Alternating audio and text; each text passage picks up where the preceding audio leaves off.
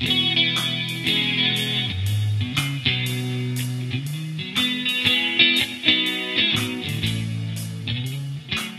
here at the Sea House in downtown Chicago, where Lucas Henning is our wine director. We're also here with Fred Scherrer, and he's going to be talking about some of his wines and some questions that are often asked from some of my students.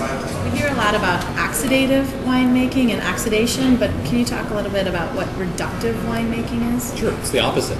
Okay. And it's basically preventing the wine from excessive contact with oxygen. For example, you press it, go to barrel, leave it in the barrel, and don't muck with it. People talk about it, but I think some wine tasters, they don't know what it means in the glass. And one of the interesting things here is the multiple use of the term reductive. Reduction, if somebody says it smells of wine and they say it's reductive or reduced, that's actually indicating the wine has perceptible levels of sulfide, volatile compounds, hydrogen sulfide, mercaptans, and things like that. So, and that could be a result of reductive winemaking, but it's not necessarily part of that. You can get that during yeast fermentation and still be very oxidative to try to either develop the wine or to entrain that off. Okay. But so it smells like rotten eggs. Rotten eggs and garlic, things and some of the sulfur vegetables,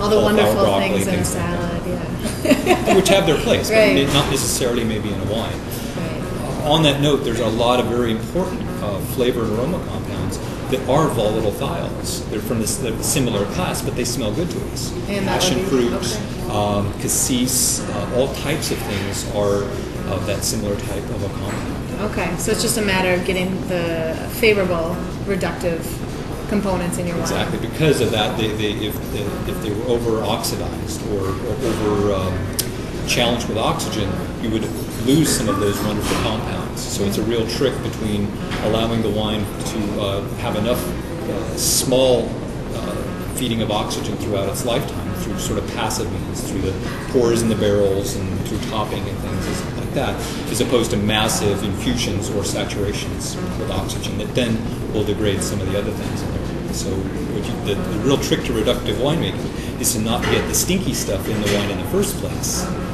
prevent it from happening in the barrel through having a very thick lees layer of dead yeast and other settleables, grape solids, and then just to allow the wine to develop kind of in a slow, measured manner. Okay. Can you clarify the use of lees? Because there's the term surly on the lees. There's negative and positive things about leaving your wine on the lees. That's correct? right. Can you clarify what those are? Sure. Basically, lees are all the stuff that settles in the bottom, and it's mostly dead yeast and grape particles. And if you're dumb enough to add something to the wine, solid, then it's going to settle out as well. All these things can do good or bad things over the period of time. The yeast feed the wine, or some people would say that they would feed the wine back by autolysis. The yeast would break open and stuff leak out. Stuff leaks off of them anyway. It leaks off of the outer parts of the yeast cells, comes through them, just all kinds of stuff.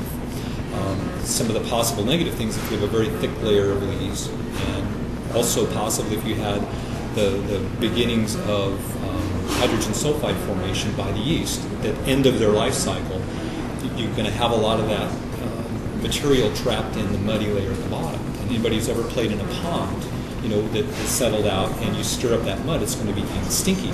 The similar things can happen in a wine barrel or in a wine vat with very thick layer of leaves. So the trick is to get what you want and not the stuff you don't.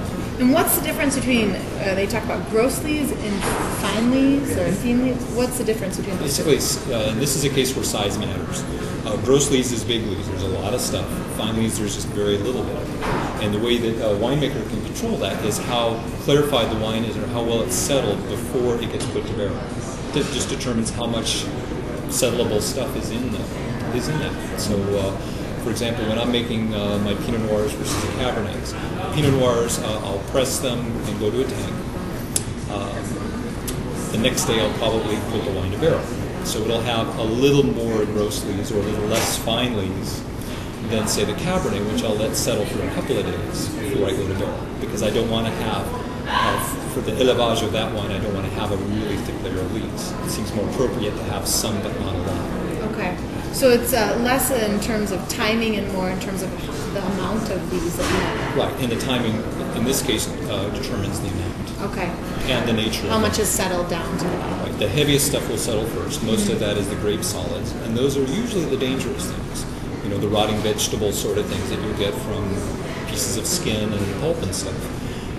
Yeast themselves are usually the stuff that we're looking for, more of the yeast-dominated things. And there's a whole host of other things. There's tartrate crystals, the major organic acid is tartaric acid, and there's a lot of potassium in wine. So the crystals begin to form right away as things start cooling off. So you've got a real mixture of this stuff. Okay.